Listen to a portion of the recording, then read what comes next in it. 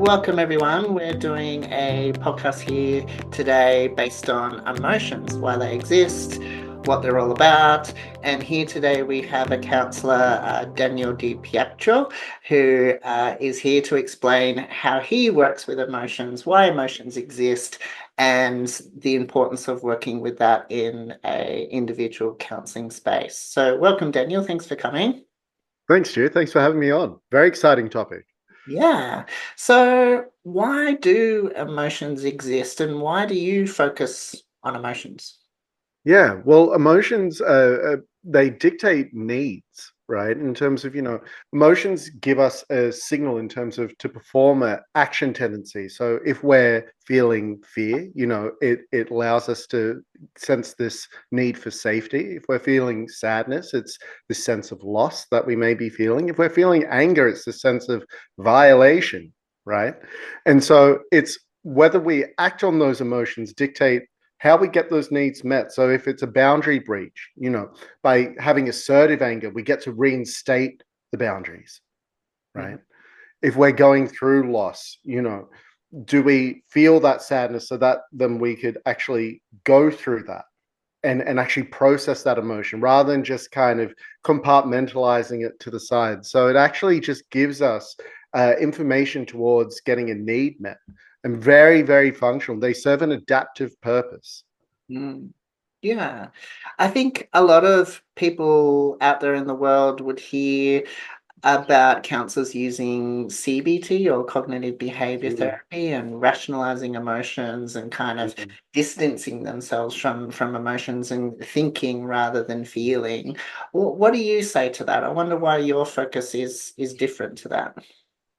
Yeah, yeah. So, there's different modalities that see emotions as some sort of weather events that you just kind of sit through and that hopefully, they will pass over time or, develop ways in that you could handle certain emotions. And then again, they clear and then you're able to function again. Where in fact, I like thinking in terms of I feel, therefore I am, rather than Descartes, I think, therefore I am. I like giving the example of perhaps music, right? We go to concerts or we listen or pay for music because they give us an emotional quality to them, Mm. right? There's no kind of this cognition around the music. It's a sense of that it invigorates emotional quality, and therefore we act on that emotion by purchasing merchandise or buying tickets to go somewhere. Mhm. So again, it serves as very important information in terms of how we navigate forward. Hmm. Yeah. Okay.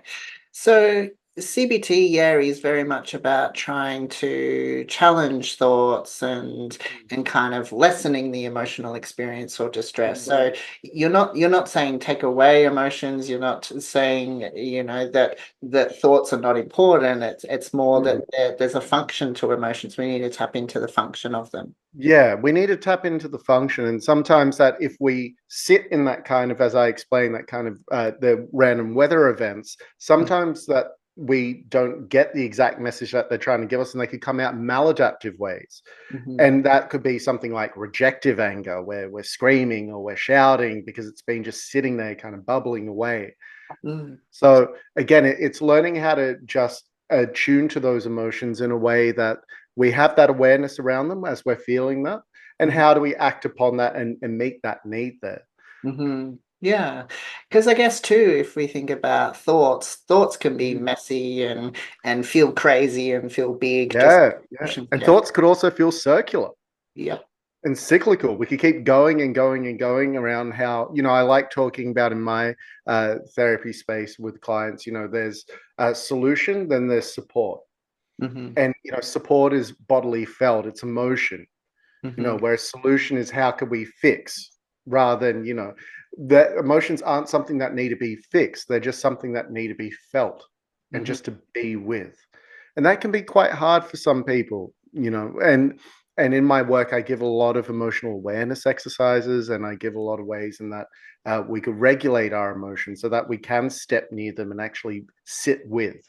Hmm. Yeah. So I guess there's a key point there that, we're not wanting people to feel terrified in a session, that needs to be regulated, it needs to be There's a lot grounded. of safety that needs to be built up, and safety and security in terms of getting in touch with their own body, their emotions.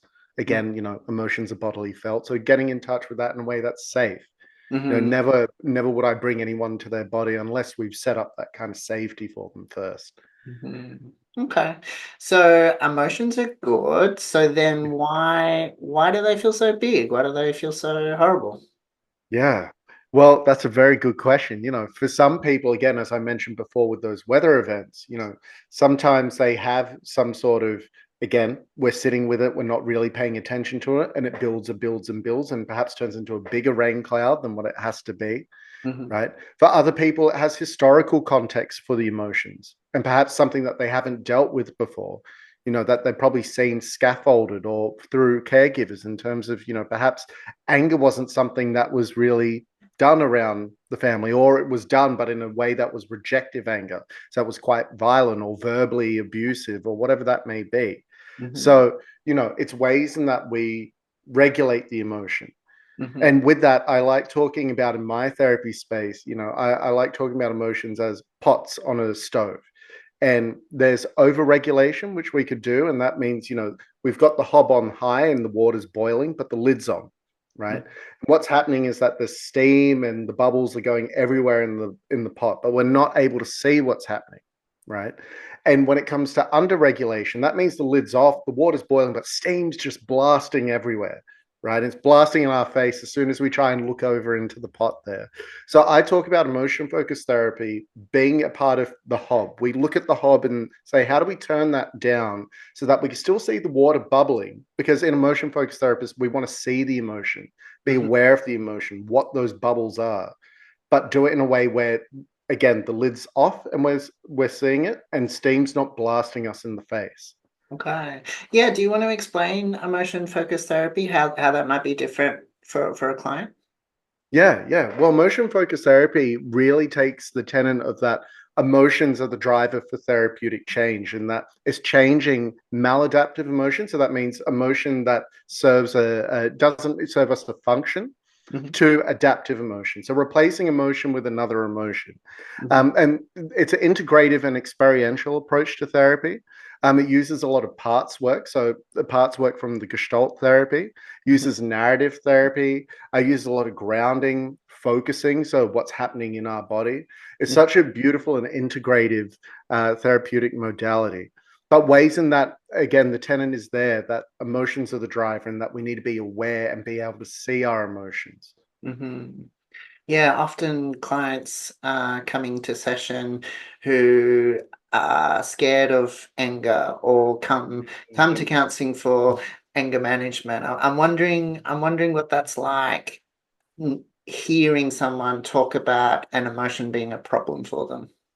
Yeah, I mean, it's all context. So why has that been so difficult for the person? Hmm. Right? Really giving that room for that anger. Hmm. What is that anger saying? What has it been feeling? Hmm. So really kind of getting in touch and providing that space for them and allowing them to access that, but being able to go back to a safe place as Hmm. well when it feels perhaps that it can be tipping over, or again when I talked about that under regulation, the steam may be blowing up in our faces. Yeah. So it's learning to have that relationship with their emotions and their body. Hmm. Yeah, I do have a gripe around this idea of managing away anger or managing away Ah, certain emotions, and so yeah, it is about your relationship with that emotion, but what yeah, we get out of that, how we see yeah. it, we process that. Yeah, how we process that in a way, again, as I mentioned, that safety, we want us to turn towards the anger, but perhaps in a way that we're able to kind of sit with it a little bit and then know that we could go back to a place of regulation and then Mhm. come back to it, but in a way that we could having those little steps that will allow us to take the longer strides. Hmm. Yeah. And if we think about outside the counseling room, there's a lot of stigma attached to, men being sad or women being too depressed, or there's Mm. this real kind of yuckiness when someone is highly emotional or too Mm. sensitive, right? Yeah. There's a lot of gender scripting when it comes to emotions as well. Yeah, I really like what you named there in terms of, typically it'd be, female identifying folk saying that they're too emotional, Mm-hmm. or male identifying folk saying that, emotions are bad, or, it's not really according to their scripting there. Mm-hmm. So navigating that emotions are okay in whatever form they may come out in, but it's learning, why is that happening for me? Mm-hmm. Let's turn into that. Why am I feeling this way? Mm-hmm. And there's a reason for it to be so intense, maybe. There's a reason Yeah, why your body's kind of doing this freak out, or this, the world is ending yeah, type experience. Yeah. yeah, exactly. The reasoning behind it, the why. Mm-hmm. Okay. So what are some other issues that people come to you about related to emotions? Yeah, so as a sexologist, I work a lot with sexual difficulties, and that could be sense of shame Mm-hmm. around, whether that be vulva owners or penis owners, shame around sexual difficulties. And so I'd be working through that shame. Mm-hmm. And, shame's quite a difficult emotion to sit with. And some people typically try and avoid that. And Mm-hmm. so they express the shame in different ways, and that perhaps can come out as anger, or, come out as frustration. Mm-hmm. So it's allowing us just to kind of work through those conflicting parts of self. And typically, I do a lot of parts work in my emotion focused work where I'll put a part in that's perhaps a little bit more combative, Mm-hmm. and we'll see what the other part has to say there, Mm-hmm. Mm-hmm. the one What that's do you mean? experiencing these difficulties. So what do you mean by parts? So yeah, for the common folk who haven't Yeah, experienced parts work, what is that like? yeah. Yeah. So, for instance, we could be feeling a tug of war. I like calling it a little bit of a tug of war internally, right? For some people, they may have this questioning of, you know, I feel like I want to step, for instance, a relationship. I feel like I want to stay in a relationship. And there's a part that's perhaps saying, well, you have to leave, right? This isn't safe for you, or, you could do better than this. Or perhaps it may be coaching statements or criticizing statements, or Mm-hmm. statements out of anxiety.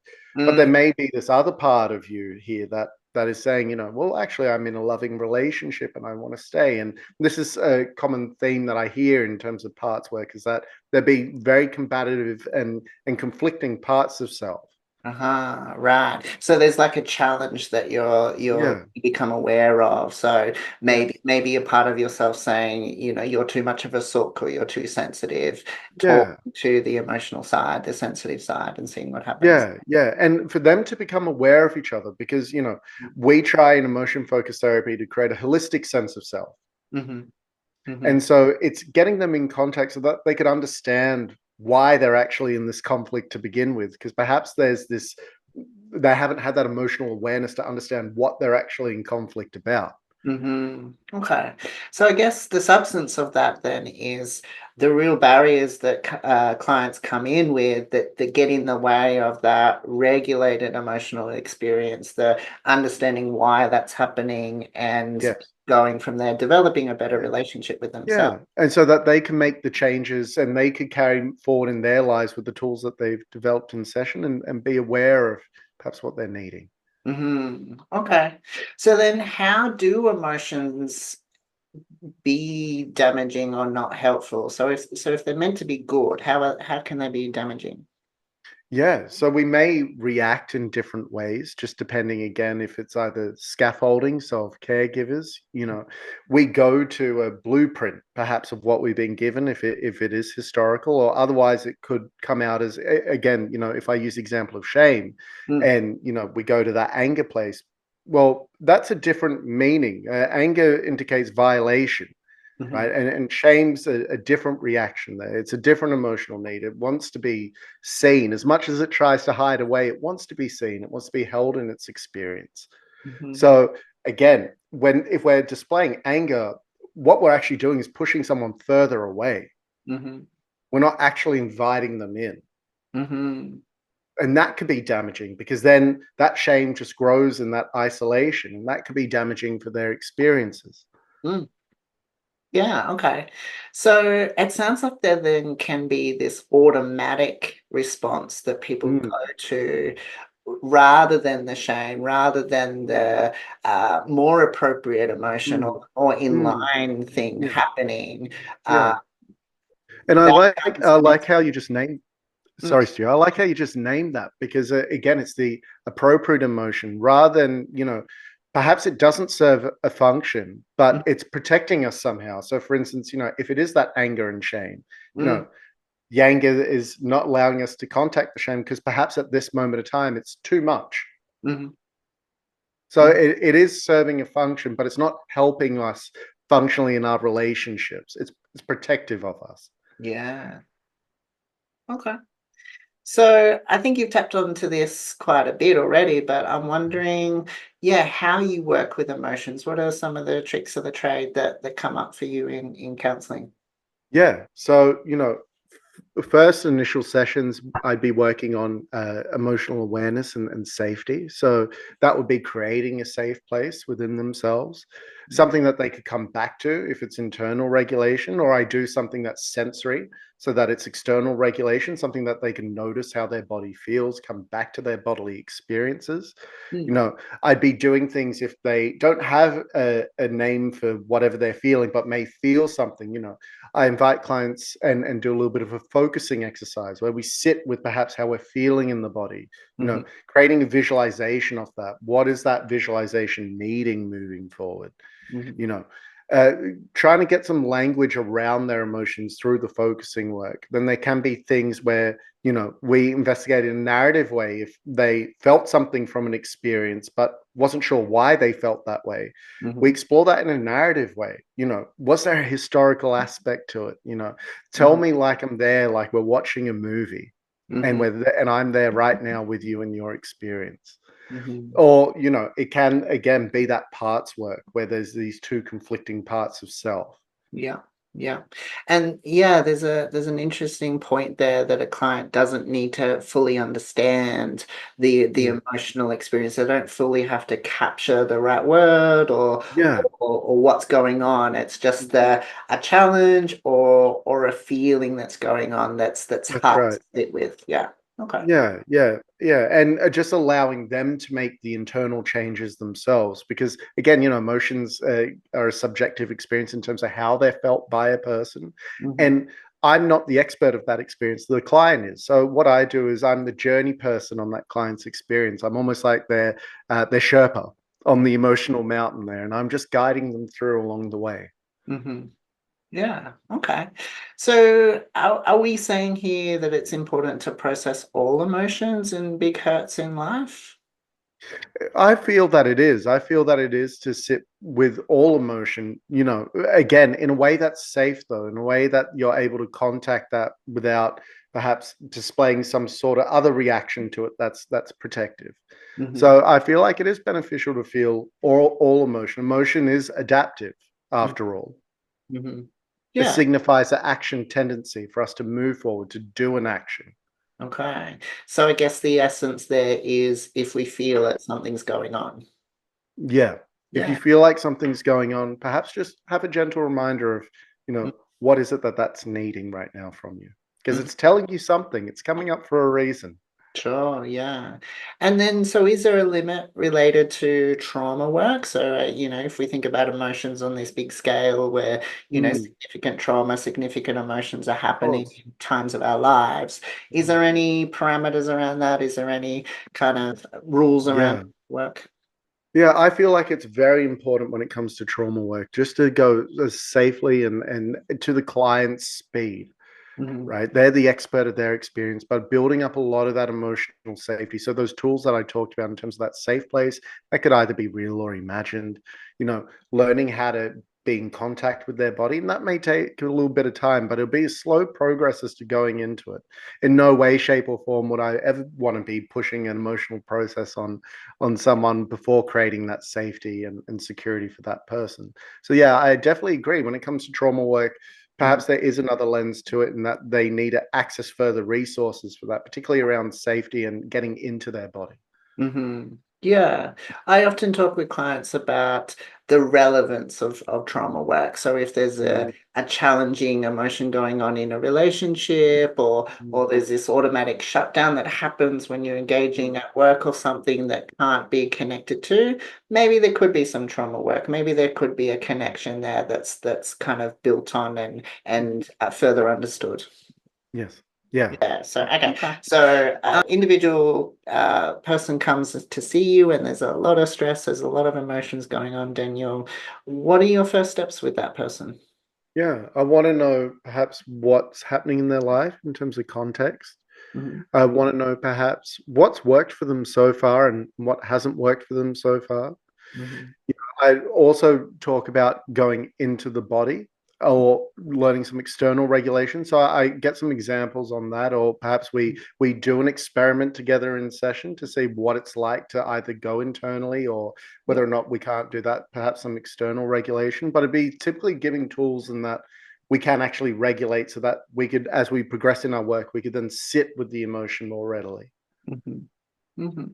Okay. But it'd be very curiously exploring as to where has that emotion come up for you? You know, at what moments of time do you feel stressed? Does Mhm, it get elevated in certain scenarios or events that happen for you?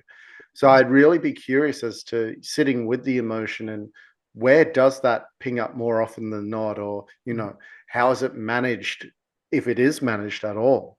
mhm. And because society kind of pushes this idea of being busy or get on with it, that kind of language, like what do you think is needed related to the vocabulary or the words related to emotions in the first session?